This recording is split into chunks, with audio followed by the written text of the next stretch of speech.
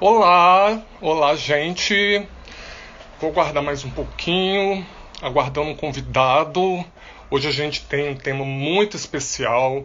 A gente vai começar com um filme bem bacana. Eu tenho certeza que todo mundo que assistiu gostou. E se não assistiu ainda, vale muito a pena assistir. Tô só aguardando o Del. Ah, entrou. Vamos lá.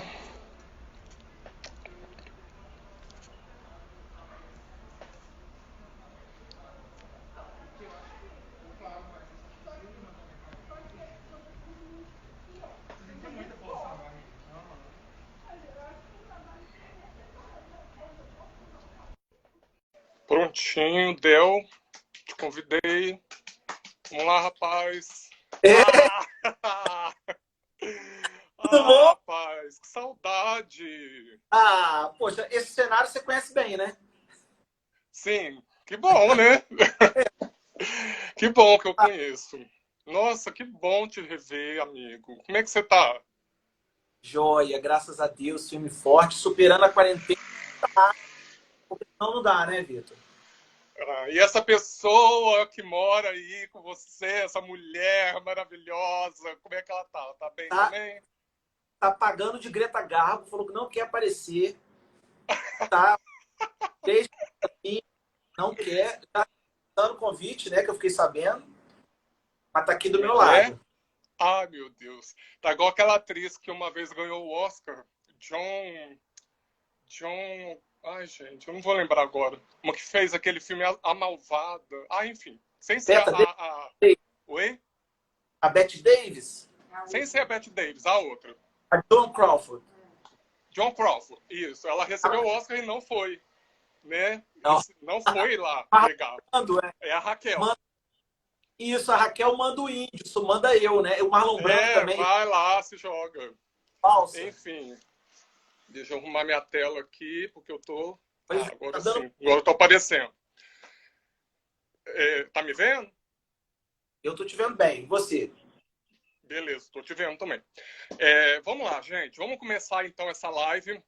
É, Primeiro eu vou me apresentar. Meu nome é Vitor, para quem não me conhece. Sou colunista cinematográfico aqui do portal acessa.com. Eu comecei a escrever para eles no ano de 2014 e neste ano, há pouco mais de 2 semanas, a gente iniciou um projeto de lives. A primeira, eu conversei com o jornalista da Acessa, o Jorge, sobre como a liberdade da mulher é restrita e trouxe para o público alguns filmes que abordam aspectos do mundo feminino e da liberdade feminina sendo restrita em virtude desses aspectos. Na semana passada eu conversei com um amigo meu, o Arison Nogueira. A gente conversou sobre o universo cinematográfico Marvel. Foi um papo bem bacana, bem divertido, o pessoal gostou bastante. Hoje eu convidei essa pessoa que é bem especial também, é um amigo querido, casado com uma pessoa assim que eu adoro, faz parte da minha história de vida. Eu falo com as pessoas que a Raquel, ela é uma pessoa que me ensinou a rir. A Raquel, ela me ensinou a gostar de rir, a ter gosto pelo riso. E quem me conhece sabe o quanto eu gosto de rir. E isso eu devo muito a ela. Tá, Raquel? Se você estiver assistindo, muito obrigado. É uma oportunidade que eu tenho de te agradecer aqui pessoalmente. Pessoalmente não, ao vivo. Né? Pessoalmente eu não sei se eu já fiz. Enfim. O Del, eu vou apresentar ele para vocês, mas é um pouco difícil porque ele tem um currículo assim extensíssimo. Então eu vou precisar ler o teleprompt que eu fiz, super chique, tá? Vamos lá. O Del é formado em Direito no Instituto Viana Júnior. Tô certo, Del? Isso. Então tá bom. Ele é mestre em Ciências Jurídicas pela PUC do Rio. É mestre em Direito Comparado pela Universidade de Paris. Panthéon Sorbonne, se é que eu pronunciei certo. É doutor em Direito pela PUC-Rio e pela Universidade Paris 10. Foi pesquisador visitante na EHESS Paris e pesquisador visitante na Queen's University, Canadá. Realizou seu estágio pós-doutoral em Direito Comparado na École Normale Supérieure de Paris. E, não, é avaliador ad hoc do Ministério da Educação para INEP, MEC, para autorização e reconhecimento dos cursos de Direito. E é professor da Faculdade Doctum, em Juiz de Fora, Minas Gerais. Uau! Que responsa, né? Então, com vocês, seja bem-vindo, querido, amado amigo Del Campos. Tudo bem, Del? Ei, tudo bom, meu amigo querido? Essas coisas boas, né, da gente casar com uma mulher espetacular, é que ela apresenta gente espetacular pra gente, né? E aí tá trazendo... Ela é, com certeza. Oi, Mari. Hã? E você é um desses presentes, né, que ela trouxe pra vida da gente. É sempre bom ter um amigo igual você, que, tipo assim, né, o crítico de cinema vai na certa para saber qual que é a conversa do bar e tudo mais. Mas você fica lendo essas coisas, eu acho que o mais importante de tudo é dizer que eu sou um professor. Porque isso já diz absolutamente tudo no Brasil de hoje, principalmente. Então é uma alegria poder estar com vocês aqui. Uma felicidade poder estar falando de cinema e poder estar trazendo um pouquinho do desafio que me propus como pesquisador, que é tentar estudar o direito.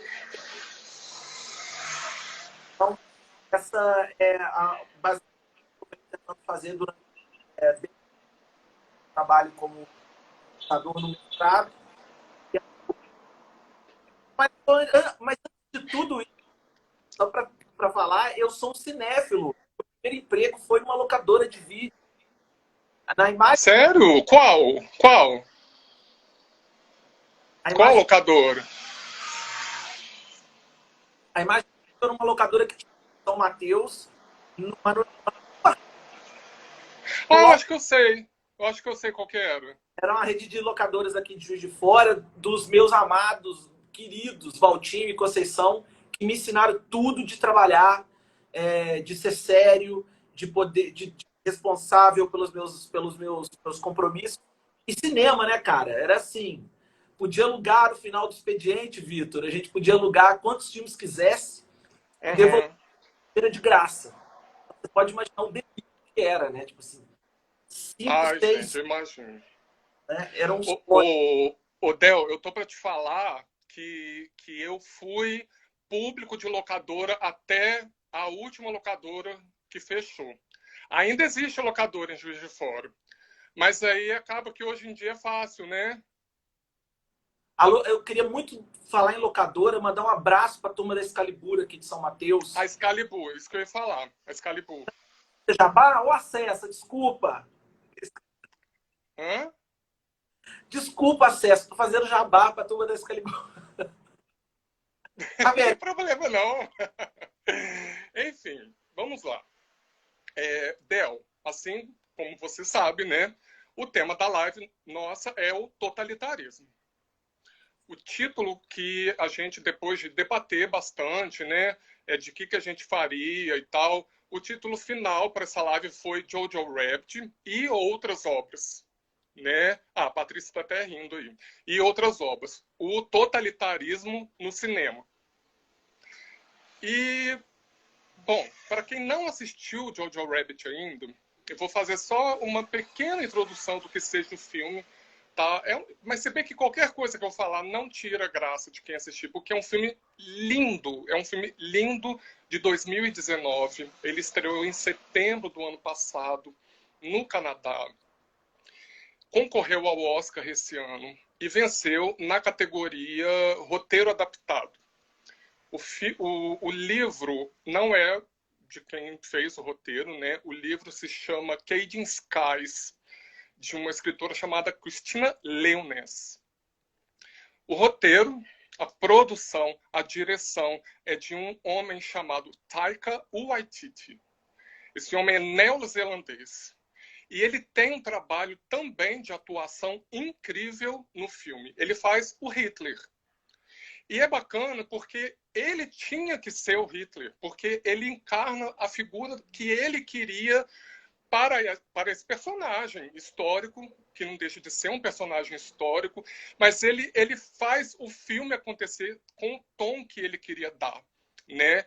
O Hitler no filme é o quê? É um bobo, Mas, ao mesmo tempo, ele é o Hitler possível para uma mentalidade de criança, na medida em que ele é o quê?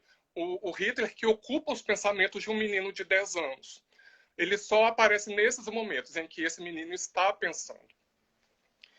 O Taika subiu ao palco para receber o Oscar, ele agradeceu a mãe dele. Foi um momento que, para mim, foi muito bonito. E eu queria começar essa conversa, Del, falando sobre a seguinte coisa, que foi uma coisa que até você citou nas nossas pré-conversas. Ele faz o que no filme? O Hitler, ele só aparece nos pensamentos do Jojo, né? O Jojo, gente, ele é um menino de 10 anos que inicia os preparativos para entrar para a juventude hitlerista, na época lá dos anos 30, né? Apesar de que ele já entra nos anos 40. Ele tinha 10 anos. A juventude hitlerista era, eu não sei que palavra eu posso usar, não sei se é um órgão, um movimento militar ou de cunho militar obrigatório para crianças e adolescentes alemães, enfim. E tanto meninos quanto meninas. As meninas aprenderiam serviços domésticos, trabalhos de fazenda, aprenderiam o valor da maternidade, e os meninos trabalhos de cunho militar, né? E, no entanto, ele se acidenta logo no primeiro treinamento, e no que ele passa a ficar mais tempo em casa, em virtude, né, desse acidente e tal, ele acaba conhecendo uma menina que a mãe dele escondia na casa dele. E essa menina é uma menina judia. E, em virtude de conhecer uma menina judia, no primeiro momento ele se assusta, mas pouco a pouco ele vai tentando entender por que que aquela menina, que pelo regime é dita como tão assustadora, na verdade não tinha nada de assustadora, né? Ou seja, ele busca o conhecimento. Uma criança de 10 anos, e principalmente ele se abre para o conhecimento vindo da própria menina, a judia. Odell, considerando que o Hitler no filme Vinícius, Duque Vinícius, né? Vinícius Duque, o nome é Jojo Rabbit, tá? Odell, considerando que no filme o Hitler ele só aparece nos pensamentos do menino, eu acho que isso é uma coisa muito interessante, sabe por quê? Porque a gente observa uma característica do próprio totalitarismo, né? O totalitarismo, se ele pudesse, pelo menos é a visão que eu tenho, ele dominaria até o pensamento das pessoas. E já que ele não pode, então pelo menos finja que está pensando como eu quero que você pense. O que você acha disso, dessa questão, né? Que é grave, né? Que é o nosso último refúgio, né? De liberdade ao nosso pensamento. Pô, muito legal esse link. Pô, levantou uma bola boa para mim, hein, Vitor? Muito bom, porque uma das características, assim, tem vários autores que trabalham com a de forma muito importante. Isso, na verdade, alguns modo extremo de fazer política. Eu gosto muito da fala de uma das grandes filósofas, a Hannah Arendt, que tem um livro chamado Origens do Totalitarismo, que ajuda a gente a entender a necessidade, a potência e o perigo desse assunto.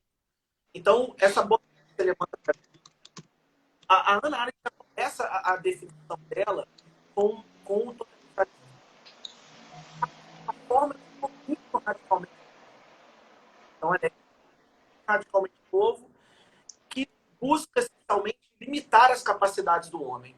E é um conceito muito poderoso, porque faz envolvendo a ideia do totalitarismo é controlar o homem da vida pública, mas não como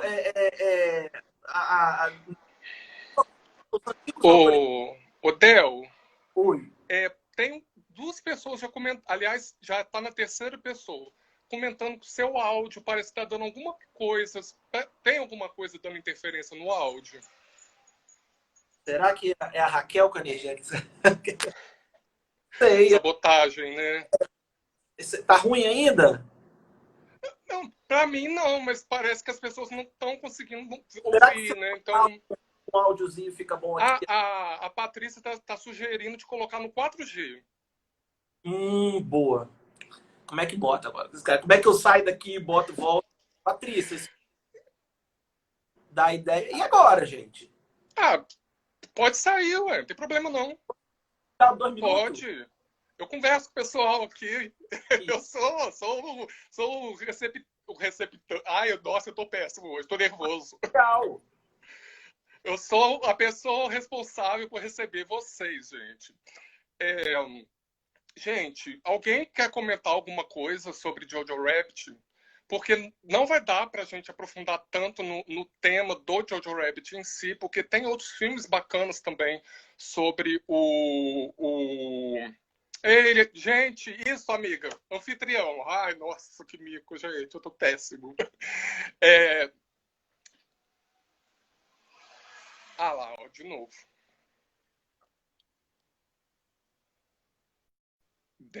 Del, vamos lá, amigo.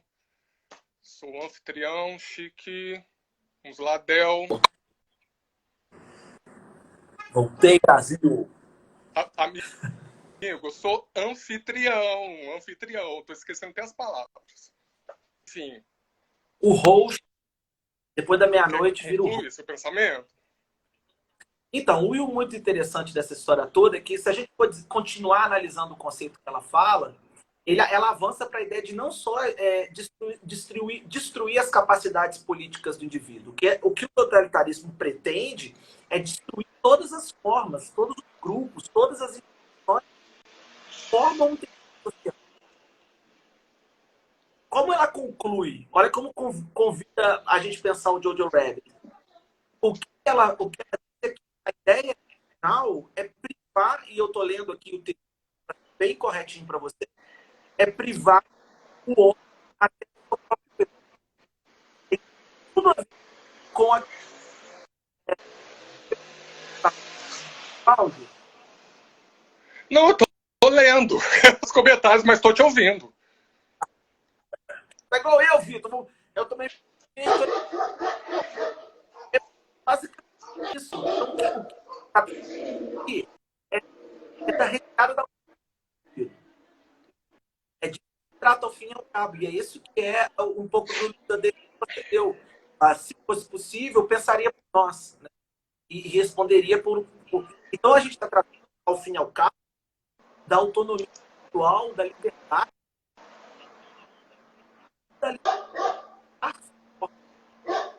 que é muito perigoso, né? Demais. O Theo, tem, assim, esse filme especificamente, tá? Eu, assim, quem me conhece, eu fiz, se ele ainda está assistindo, espero que esteja, é um amigo meu, muito querido. Ele esteve comigo já em alguns filmes, e especialmente em um filme que contou a história da Edith Piaf. E eu me emocionei muito, ou seja, chorei. Quando a gente fala assim, eu emocionei nada, eu chorei, tá? E, ele tá. Eu vi que ele tá. Ele tá dizendo que o som tá ruim. O amigo, é o meu ou o dele? Mas o que eu queria dizer é que eu fiquei muito emocionado com Jojo Rabbit. Muito, assim. Teve momento, na verdade, né? Que é quando esse início dele de procurar conhecer, essa palavra, né? Conhecer, esse momento me emocionou muito, sabe? E eu acho que as pessoas talvez não estivessem entendendo por que eu estava chorando. Mas eu fiquei muito emocionado nesse momento, entendeu? Muito mesmo, sim. Eu gostaria de compartilhar isso com as pessoas e com você também, que é professor. Eu tenho um amor por essa ideia do conhecer, do conhecimento. Tem um momento no filme, aí, entre muitos outros, que me chamou muita atenção. É uma fala, eu anotei, tá?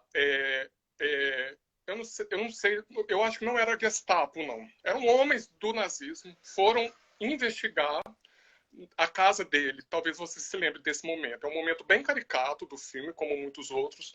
E, assim, como o menino já não tinha mais como se safar daquela situação, a menina estava lá e acaba que ela aparece para ajudar ele, entendeu? E nisso, ela fala que é a irmã dele. No que ela fala que é a irmã dele, ele não entrega ela. Ele não entrega ela. Quer dizer, quando ela ainda estava escondida, ele não entrega, e quando ela aparece, ele continua não entregando. Quer dizer, as coisas já mudaram radicalmente na cabeça dele, perto do que ele era no início. Quer dizer, ele já não está mais um fanático. Ele buscou o conhecimento e mudou a forma de ver o mundo, né? Então eu vou ler para você, é ler, tá? Eu estou lendo o que a fala do Hitler, do filme. Ele vira para o menino e fala assim: aquilo foi um total fracasso. Estou começando a duvidar de sua lealdade a mim e ao partido. Você se considera patriota? Onde está a prova? O soldado alemão nasceu de uma necessidade. A Alemanha depende da paixão desses jovens. Paixão e prontidão para morrer pela pátria, apesar dos esforços fúteis dos aliados de guerra oportunistas que mandam seus exércitos mal preparados desajeitadamente direto para a toca do lobo. E apenas os homens zelosos que se impõem firmes ao inimigo ficarão gravados na memória alemã para sempre. E cabe a você decidir se quer ser lembrado ou desaparecer sem deixar vestígios como um lamentável grão de areia em um deserto de insignificância. Em outras palavras, componha-se e defina suas prioridades. Você tem 10 anos, Jojo. Comece a agir como tal. Nessa fala, duas coisas me chamaram muita atenção, Del. A primeira delas é a facilidade que o regime totalitário tem de convencer pessoas a morrerem supostamente pela pátria. Porque quando você se propõe a morrer, você está abdicando de uma coisa que para o ser humano é muito cara. Aliás, não somente para o ser humano, para o animal, que é o instinto de sobrevivência. E outra coisa é um menino de 10 anos chegar ao ponto de se ver como adulto e de pensar que tem responsabilidade de homem. Porque esse Hitler que fala na cabeça dele não é o Hitler. É ele, é a mente dele, ouvindo o que está na mente dele, a fantasia dele do que seja Hitler. Então, eu queria ver de você uma questão que é a propaganda. Você acha, como que você relaciona essa questão com a propaganda? Você acha que a propaganda tem esse poder de fazer essas coisas com as pessoas e por quê? Eu acho que para a gente começar a entender um ponto, uma das características do totalitarismo é a questão da ideologia.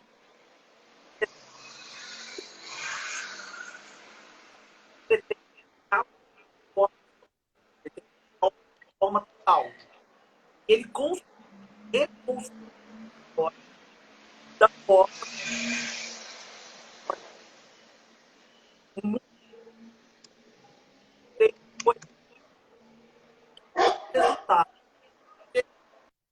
dessa lógica. Então, há uma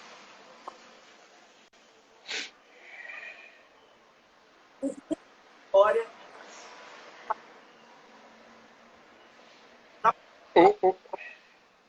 Ô, Del, você está me ouvindo? Desculpa te cortar. Eu tô achando que seu som não tá bom, amigo.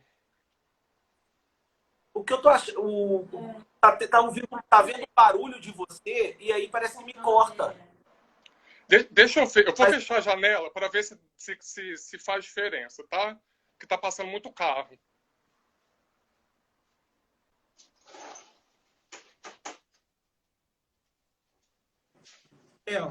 Oi, gente, ficou aqui para mim. A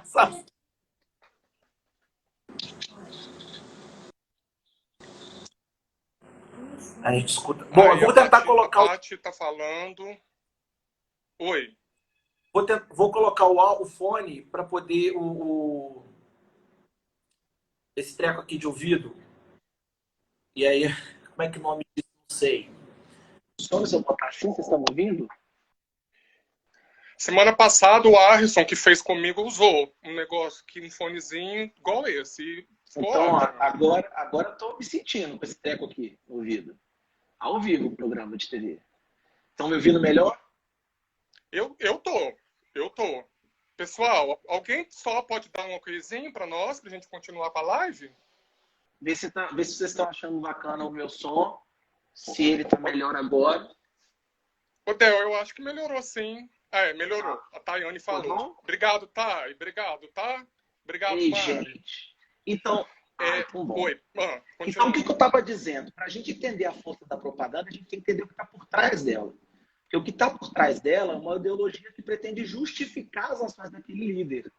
E é uma ideologia que reconstrói uma história. Reconstrói de forma linear.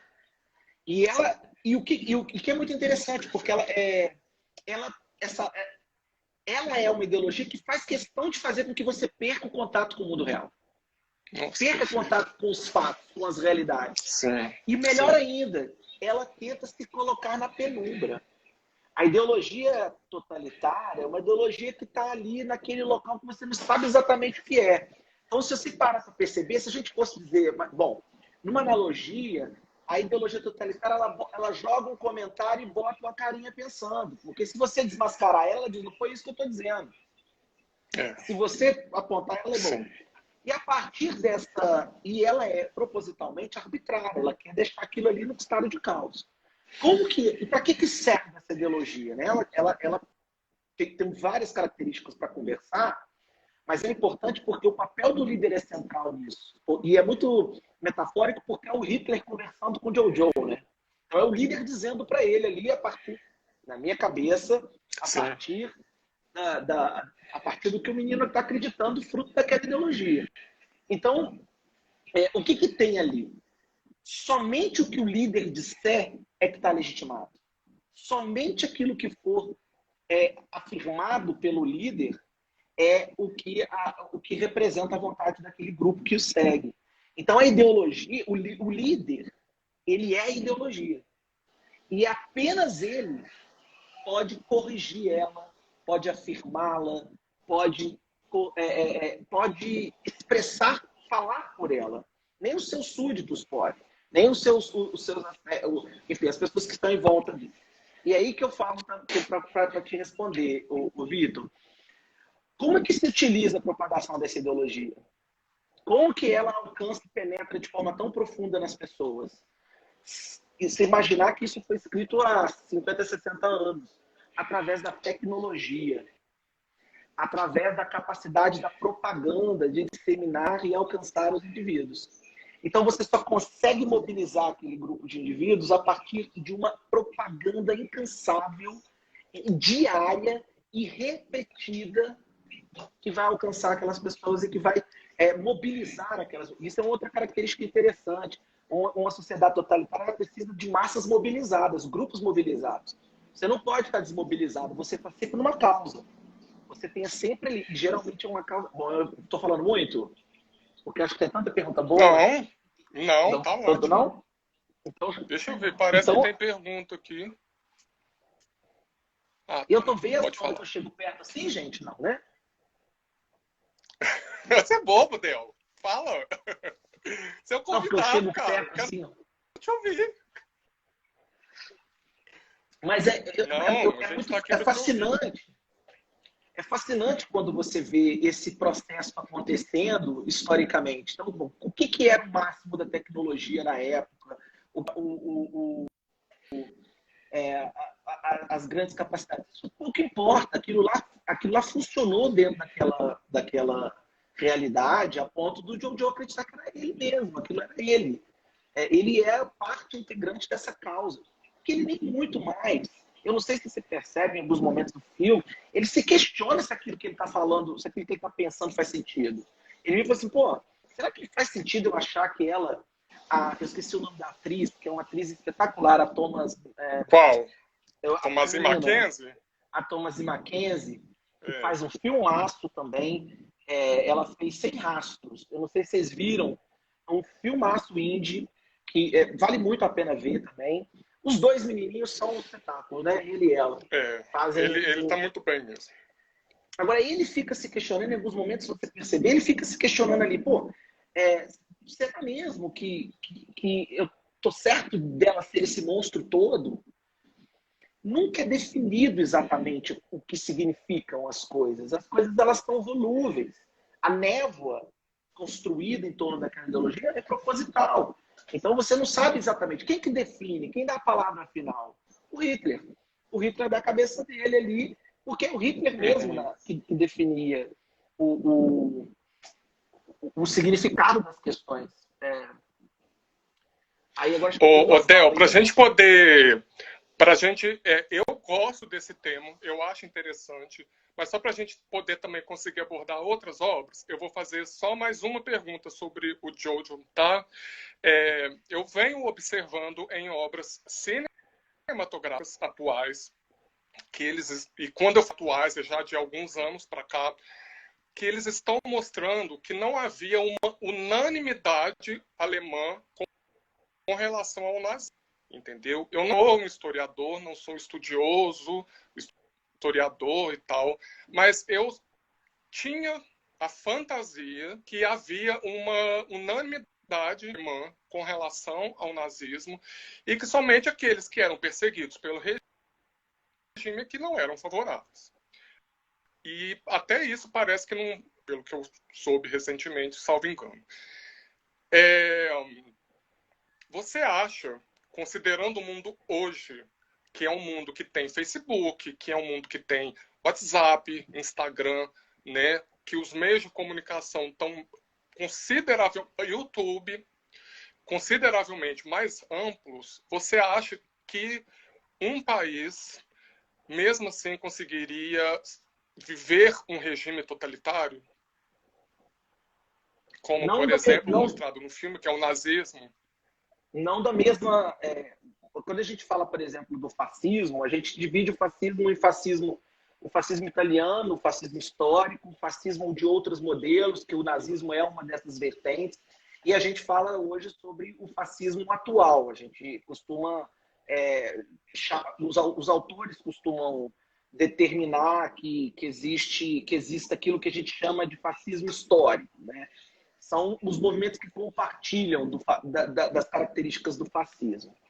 E é, para mim, perfeitamente possível você identificar ainda hoje, em que pese modelos distintos, essa tentativa de Estado total, essa tentativa de uma construção de ideologia, de uma história única, essa utilização da propaganda, no direito a gente tem uma corrente de estudiosos do constitucionalismo, que seriam as pessoas que estudam a Constituição, que eles estão muito preocupados em entender aquilo que nós chamamos de uma corrente de constitucionalismo autoritário.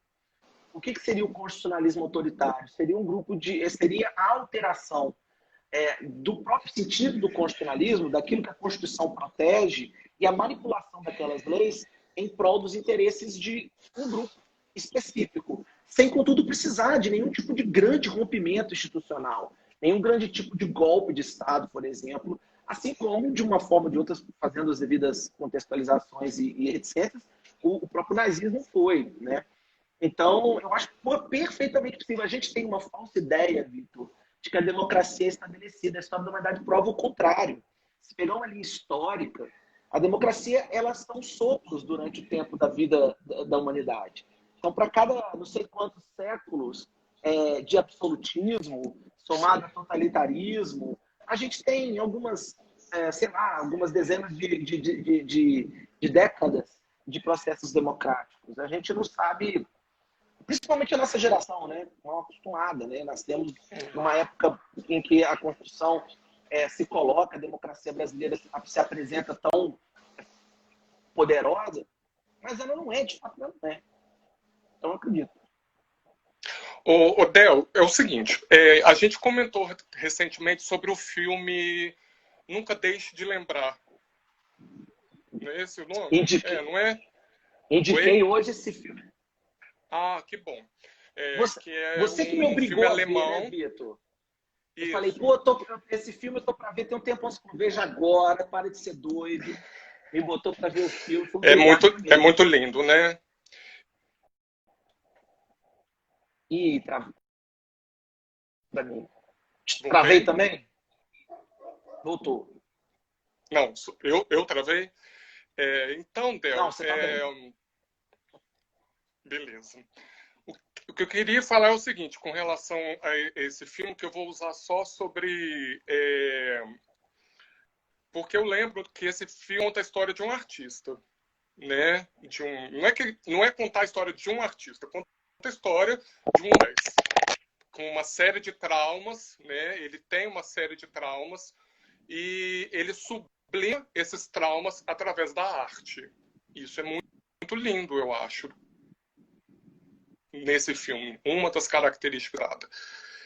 E me chama a atenção em um determinado momento desse filme, lá, eu não lembro exatamente qual era a função dele, já tem um tempo que eu assisti, do mundo soviético, né, que já é aí um totalitarismo de esquerda, não concordava com um ponto de vista de arte, com um ponto de vista de arte individual, digamos assim. A arte, para eles, tinha que ser uma arte em função da coletividade. Eu lembro que eles ficavam assim, eu acho que não é isso mesmo? Eu em alemão, né? Faço a menor ideia. Não tenho tempo, gente, para aprender alemão. Eu acho que é ich. Que ele fala assim, eu, né? Tipo assim, como se fosse uma crítica, né? Eu. Tá errado pensar em si próprio. Você tem que pensar no coletivo. Só que isso é uma dominação. Você está também, nesse momento, dominando a pessoa, a liberdade da pessoa, né? a autonomia da vida da pessoa. Eu queria perguntar para você o seguinte, como você vê essa diferenciação entre o totalitarismo de esquerda e o totalitarismo de direita? Quer dizer, eu acho que nem é possível existir melhor e pior, né? Mas como você vê isso, assim? Que diferença básica eles têm, assim, um para o outro? A gente costuma começar a fazer, eles possuem características, eu acho que o mais interessante é identificar as características em comum, sabe, o Vitor? Porque as características em comum, existe uma teoria lá na ciência política, na teoria, que é a teoria da ferradura. Os extremos se aproximam muito mais do que a gente imagina. Então, esse ponto, por exemplo, é um ponto que também, eu vou aproveitar, depois eu vou até onde você pretende. É um ponto que também que também é uma característica do fascismo, do totalitarismo de direita. É a ideia do terror. São dois pontos importantes, o partido único e o terror também. O partido único, é uma ideia única, e aí eu vou avançar, a ideologia, ela está tão fanática, ela é tão construída, ela é tão poderosa, que ela vai se propagando por todas as áreas da vida. Então, os autores costumam dizer, você politiza tudo. Eu não gosto de falar politiza, porque política é bom. Política é bom. A deturpação da política e o processo da prática da política pode ser questionado, mas a política é fundamental. A democracia precisa de política. Então, se não tiver política, não tem democracia. O que eu estou querendo dizer é que a ação alcança todas as áreas da vida. Vai percurando a ideologia e vai tocando todas as áreas. Então, o esporte é a expressão da força daquela ideologia. Então, as Olimpíadas mostraram isso de forma muito poderosa. Existem casos que são fantásticos, como as Olimpíadas na Alemanha e os negros norte-americanos vencendo a corrida, a força a preocupação e a força, a virulência que as repúblicas, a União Soviética e todos aqueles países da Cortina de Ferro tratavam o esporte como um espaço de afirmação da ideologia. E é uma ideologia, Vitor, elitista, que se coloca como melhor do que todo. Que leva, no caso do Nunca Olhe para Trás, que eu acho melhor, seria melhor o filme se ele tivesse o nome de Não Desvie o Olhar, que era o que a menina falava com o sobrinho, né? Nunca desvie o seu olhar, nunca perca a sua arte, né? A sua maneira de ver o mundo. Isso é muito forte para mim. E isso alcança a arte. E essa arte, se você for pegar para ver, só também aí tentando avançar mais um pouquinho, os expurgos stalinistas alcançavam muitos artistas. Aquilo ali, todos eles eram, se eles não prestassem o serviço de reproduzir a ideologia, eles eram os primeiros dos inimigos.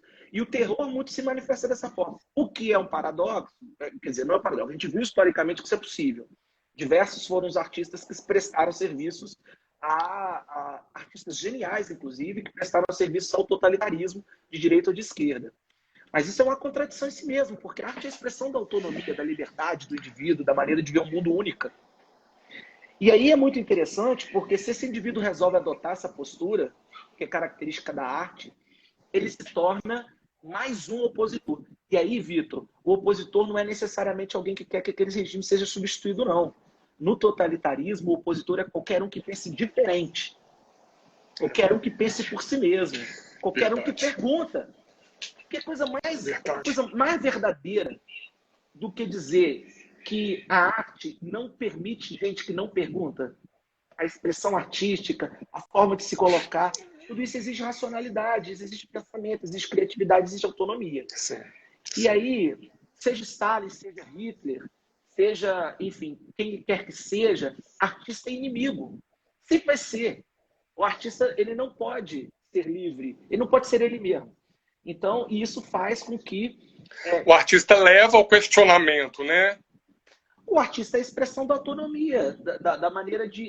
ele não consegue existir enquanto artista se ele não tiver a liberdade de ser ele mesmo. Porque a produção dele resulta dele. Quando você não pode ser você mesmo, que você precisa de reproduzir uma ideologia que você não sabe como vem, não sabe quando vem, ela vem de forma de sinal trocado, tá? Uma hora fala uma coisa, outra hora fala outra, porque a ideia é isso. Mas ela vem substancialmente, Vitor, com a ideia de um inimigo. Os regimes totalitários, eles não têm paz. Não existe paz no regime. Sempre tem um inimigo. Gente, que massa.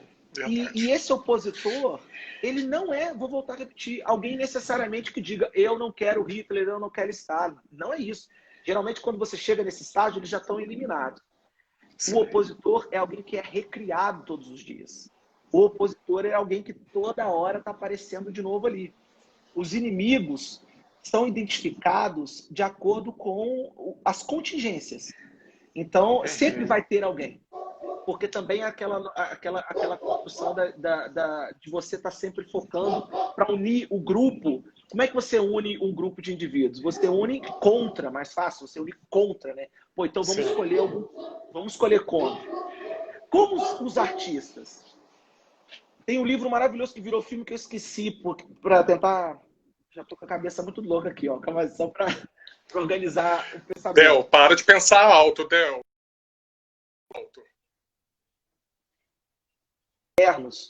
Que é o... Travou... Tá posso passar para frente então um pouquinho, Del? Pode. Por causa do tempo de live mesmo, para poder abranger mais 3 filmes que eu trouxe e a gente entrar numa outra questãozinha que eu vou te pedir para dar uma diferenciada também. Não sei se você já assistiu, acredito que já tenha assistido aos 3 filmes que eu vou citar agora. O primeiro deles, Dois Papas, de 2019. O segundo, Hotel Ruanda, eu não sei o ano, porque eu burrinho, esqueci de anotar. E o terceiro é O Grande Rei da Escócia. Salvo engano, ele é de 2006. O Ruanda é 2004. O Hotel Ruanda é 2004? Don Chandler, então né? É o seguinte... Oi? O Don Chandler, que é o ator principal? Não sei se...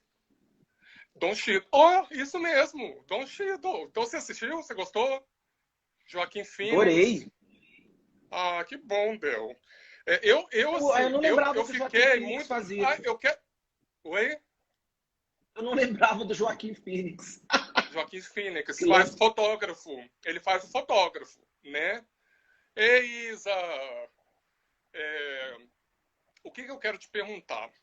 A Argentina, salvo engano, na América do Sul, ela teve a pior ditadura. Se eu estiver errado, sinta-se à vontade para me corrigir, tá?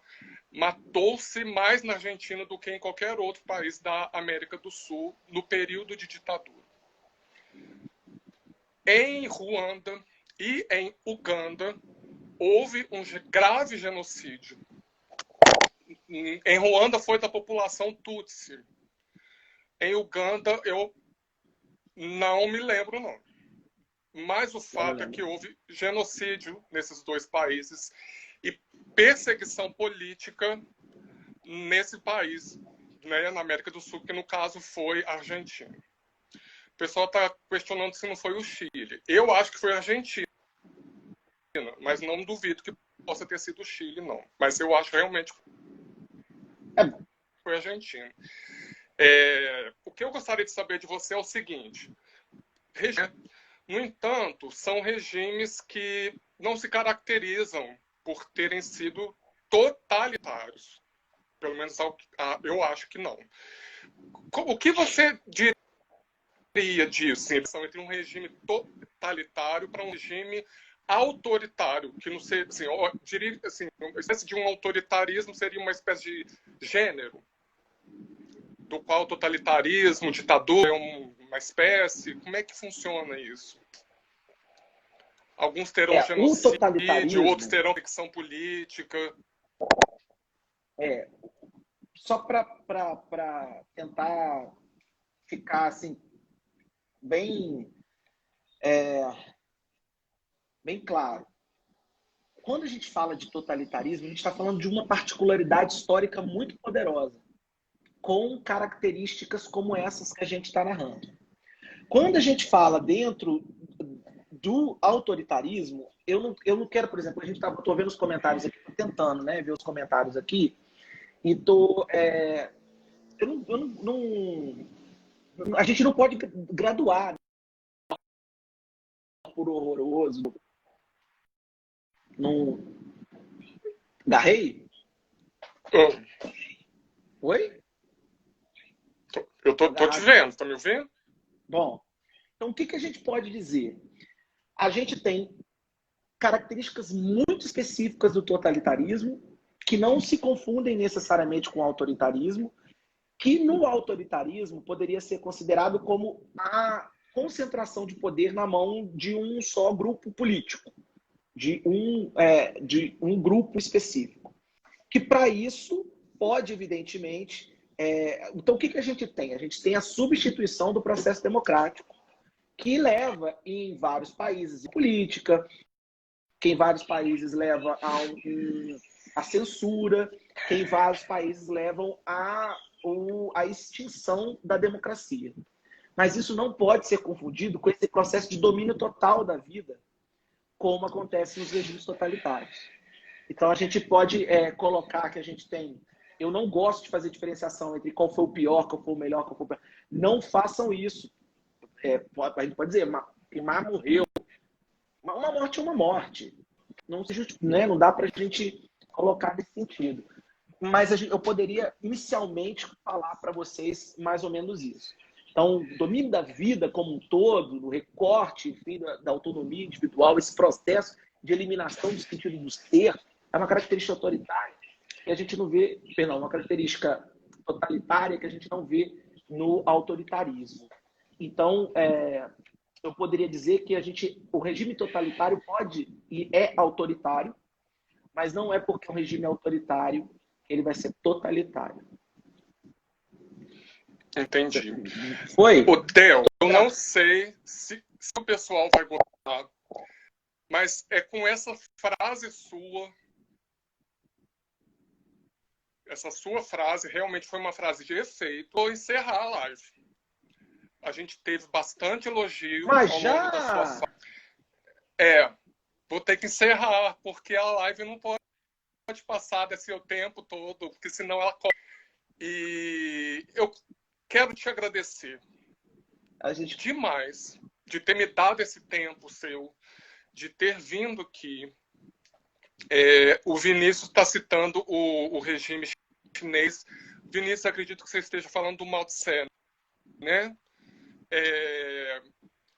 E assim, eu estou extremamente feliz que você aceitou o convite, sabe, Del? Então, sei lá, façamos novas lives.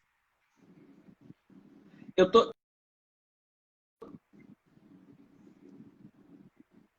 Da nossa conversa. Para mim, foi um momento muito feliz. Eu estou realmente bem feliz mesmo. Tá? É isso. Você quer falar alguma coisa? Quer se despedir das pessoas? Olha, eu queria agradecer demais a Acessa.com, que está sendo generosa demais com a gente, comigo, está me recebendo de braços abertos. Vitor, você é um querido, sempre foi um querido. E isso, para estar conversando com você sobre cinema, me enche de felicidade, principalmente nesse tema que é tão... a gente, cada vez mais, conhecer as principais características do totalitarismo é fundamental para hoje em dia. E o cinema é o bálsamo, né? A gente não é, para mim é a minha grande felicidade. Eu estou muito feliz. Eu queria aproveitar, Vitor, e convidar todo mundo que tá. Estou feliz demais que tá um monte de gente pedindo mais live com a gente. A gente pode fazer mais live. E eu convido todos vocês, os queridos, a turma que lê o Vitor e que está assistindo a gente, para que vocês entrem no Grita com a Gente, que é um podcast que eu ando fazendo com um amigo Esqueci de divulgar. incrível. Não, eu faço o meu jabá, meu filho, não perco meu tempo. Além, eu tive felicidade. Grito, é o grito. É o grito. É o grito, que na verdade tinha que se chamar o sorriso, porque a gente só ri naquele podcast. É uma bagunça super maravilhosa, que eu faço com um grande ator mineiro, o Iano Salomão, queridíssimo, que está acompanhando a gente aqui. Ele está assistindo. Ele é um parceiro, um amigo, eu acho que ele faz parte de uma das companhias de teatro mais respeitadas no Brasil, que é o Mondé, e trabalha em várias frentes, um cinema, teatro, TV, e está comigo lá no Grito. Um beijo para todo mundo que acompanha a gente, e especialmente para você, meu amigo. Você é um queridaço. Obrigado demais. Nossa, emocionado.